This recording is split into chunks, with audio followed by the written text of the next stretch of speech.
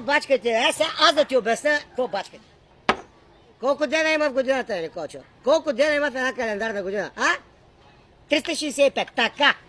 Обаче всеки ден от тия 365, 8 часа отиват в спане. И какво прави това? 122 дни. Колко останаха? 243. Така, 8 часа спане, обаче 8 часа свободно време, нали така? Спиш 8 часа почиваш, 8 часа бачкаш, 3 по 8, 24 часа денонощие, мога да смяташ, нали?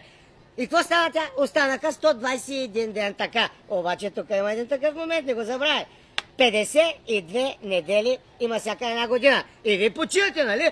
И какво стана? Останаха 69 дена. От тях обаче, петъците след обед, ай си говорим истината, всички са скатават. Значи 52 петъка, делено на 2, какво стана? 26 дена, а е ляк пълен. По един час на ден обедна почивка, да ядете там да се капите с майонези, пици, който иска да яде. И какво? Останаха 35 дни. А в България 22 дена отпуска, като извадим, и останаха 13 дни, моето момче. И 12 дни от тях официални празници. И какво стана тя? Остана един ден. И той 1 май. Ай бягай да пускаш музика, че хората са си платили.